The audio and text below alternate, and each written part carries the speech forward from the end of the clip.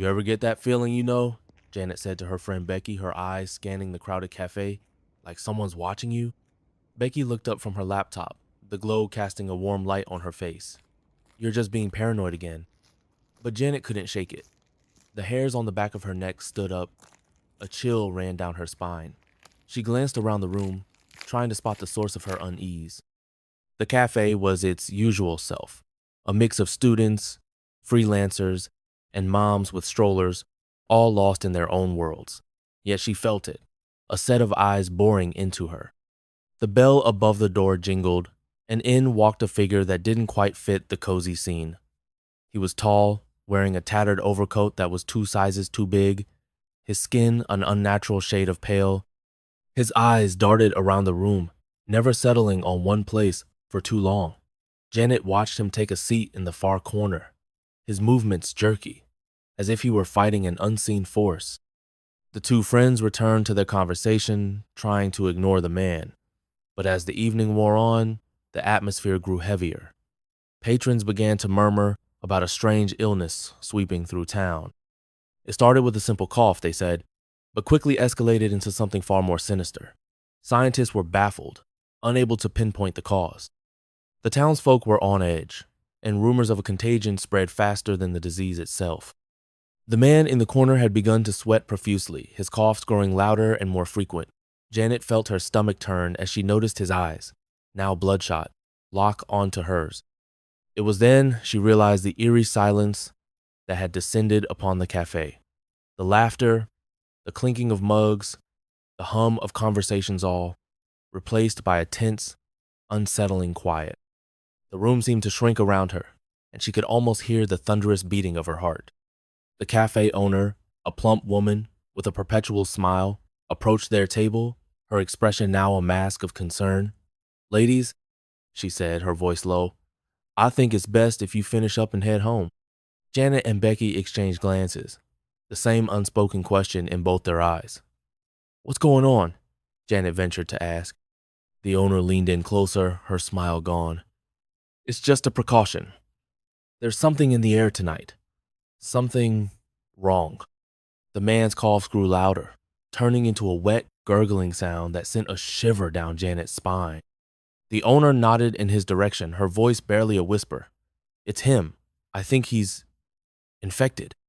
With that, Janet and Becky gathered their things, leaving their half-finished drinks behind.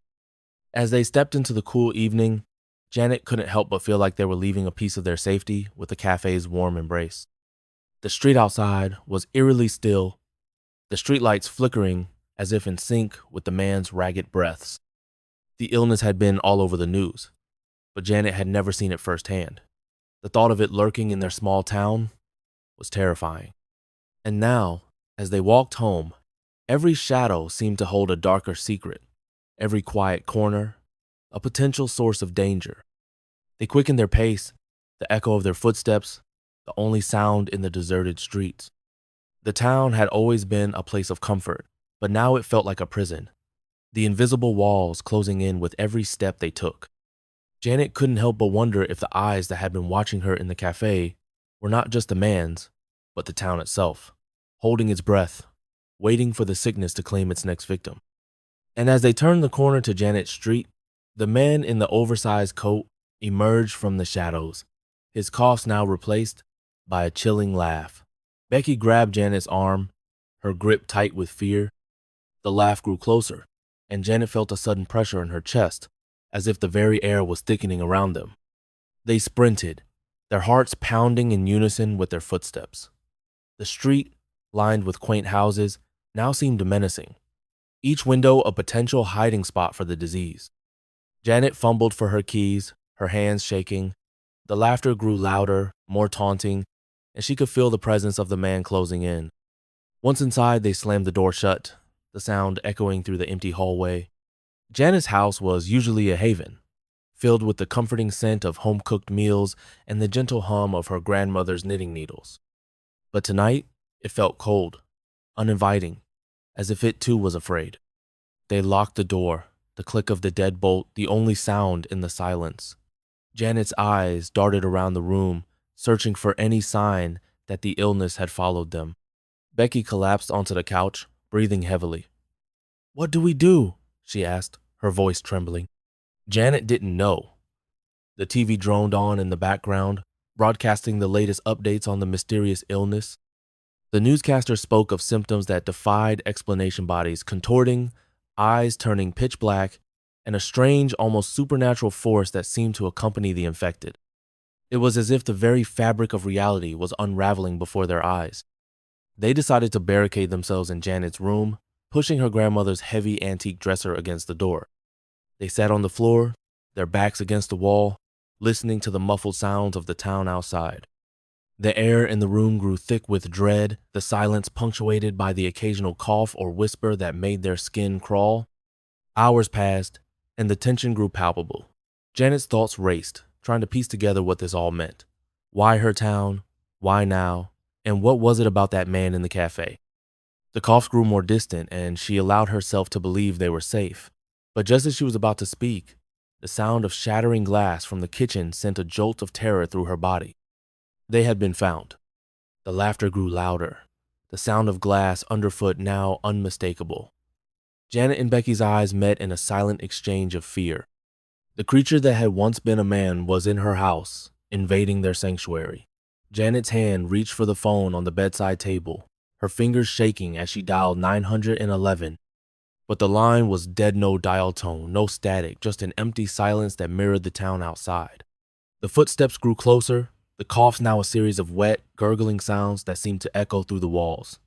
Janet's heart pounded in her chest, each beat a drum roll to their impending doom. Becky's eyes were wide with terror, her breathing shallow. They had to think fast. Janet remembered reading somewhere that the infected couldn't tolerate light. It was a desperate hope, but it was all they had.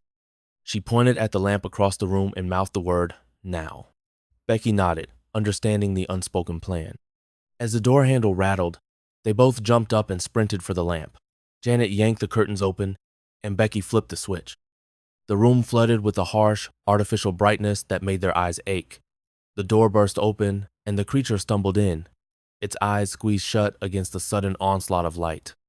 It was a sight out of a nightmare, twisted and contorted, with skin stretched tight over bones that seemed to shift and move in impossible ways. The creature's coughs grew weaker, its movements sluggish. Janet and Becky didn't wait. They bolted out of the room, slammed the door shut, and pushed Janet's grandmother's rocking chair in front of it. The creature's moans grew fainter, then ceased altogether. For a moment, the house was quiet again, but it was a deceptive peace, one that didn't last. They could hear more sounds, now whispers and coughs from outside, echoing through the once safe streets. The illness wasn't just in Janet's house. It had consumed the town. They huddled together in the hallway, their backs against the wall. The TV in the living room had switched to an emergency broadcast, the same one that had been playing since the outbreak began. The advice was always the same: stay inside, avoid contact with the infected, and wait for help. But the news reports grew increasingly desperate, and the promised help never came. The whispers grew louder, closer, until it seemed like the house was surrounded. Janet realized that the quiet they'd found so unsettling earlier was now a distant memory. The town had become a symphony of horrors, and they were trapped in the middle of it. "What do we do?" Becky whispered, her voice trembling. Janet took a deep breath, trying to keep her own fear in check. "We stick together," she said, "and we find a way to survive." They barricaded the windows with furniture and searched the house for supplies: water, food, flashlights, anything that might help them make it through the night. The air was thick with tension, the unspoken understanding that the creature in the room was just the beginning of something much larger and more terrifying. As the night grew darker, the coughs grew closer, and Janet couldn't shake the feeling that the town she'd known all her life had become something else, entirely a breeding ground for a horror that defied understanding. And as the whispers grew to a cacophony, she knew that their night of terror was far from over. They found a first aid kit in the bathroom, and Becky suggested they use the disinfectant spray to protect themselves, though they both knew it was likely futile. Janet's eyes fell on the small bottle of rubbing alcohol, and a plan began to form. If light could weaken the creature, perhaps fire could destroy it. They grabbed a few rags and soaked them in alcohol, their movements quick and decisive. Janet's heart raced as she took a deep breath and lit a match. The flame flickered to life, casting eerie shadows on the wall. The whispers outside grew to a fever pitch, as if the creatures could sense their intentions. With a nod to Becky, Janet threw the flaming rag into the room, the alcohol-soaked fabric catching fire almost immediately. The creature screeched, a sound that made Janet's skin crawl, and she slammed the door shut. The smell of burning fabric filled the hallway, mixing with the stench of decay that had seeped into the house. But the screams didn't stop. Instead, they grew louder, more insistent, and as the fire took hold, the whispers outside grew to a chant, a cacophony of voices that seemed to call for Janet by name. Her heart pounded in her chest, and she felt the walls closing in around her. They retreated to the attic, their footsteps heavy on the creaking stairs. Janet's thoughts raced as she searched for a way out, a way to escape this nightmare. But every time she peered out the small, dusty window, she saw the same sight, a town consumed by darkness, with the flickering lights of distant fires serving as the only indication of life. The house grew hot, the fire below them spreading rapidly. The heat was almost unbearable, the air thick with smoke. Janet and Becky coughed, their eyes watering, their vision blurring. They knew they had to get out. In the corner of the attic, Janet spotted an old, unused chimney. It was a tight fit, but it was their only hope. They pushed aside the debris that had gathered over the years, and Becky went first, her body squeezing through the narrow opening. Janet followed, her heart racing as she heard the creature in the room below, its coughs now replaced by an angry, inhuman snarling. They climbed through the chimney, the soot and grime coating their skin, the heat from the fire burning their palms. The smoke grew thicker, making it harder to breathe. But the whispers grew fainter, the flaming rags in the room below hopefully keeping the creature at bay. As they reached the top, Janet heard a crash, followed by a roar of fire. She didn't dare look back. Instead, she pushed Becky up onto the roof and followed her, the night air cold and refreshing against her scorched face. They lay there for a moment, panting, their bodies trembling from fear and exertion. Janet turned to Becky, her eyes wide with terror. "We have to get out of here," she said, her voice hoarse from the smoke. "We can't stay." Becky nodded, her eyes reflecting the flames that had now engulfed Janet's house. They scanned the rooftops, searching for any sign of life, any hint of safety. But all they saw were more shadows moving in the streets below, the whispers growing louder, more insistent. They climbed down the fire escape, their legs unsteady, and sprinted into the night, the whispers of the infected pursuing them like a living, malevolent fog. The town had become a labyrinth of terror, and Janet knew that every step they took was a gamble with their lives. But as they ran, they saw something in the distance, a beacon of light, a flicker of hope. It was a car, a single headlight bobbing along the road. Janet's heart leapt. Could it be? They sprinted toward it, their lungs burning, their muscles screaming. The whispers grew fainter, the light grew brighter, and as they reached the car, Janet's hand closed around the door handle. She felt a moment of pure, unadulterated relief. The driver's side door swung open, and a figure stepped out into the glow of the headlight. Janet's heart skipped a beat. It was him, the man from the cafe, his overcoat flapping in the wind like the wings of an angry specter. His eyes were black, his smile wide and filled with malice. Becky screamed, stumbling backward. Janet pushed her aside, standing between her friend and the creature. "Get in the car," she yelled, her voice hoarse. The man took a step closer, his cough now a guttural growl. Janet's hand trembled as she reached for the car keys that had been left in the ignition. She didn't know if it was a trap or a miracle, but she knew they had to get out of there. With a roar, the creature lunged at them. Janet threw herself into the car, slamming the door just as the creature's hand made contact with the window. The glass cracked, but held. Becky fumbled with the lock, her eyes wide with terror.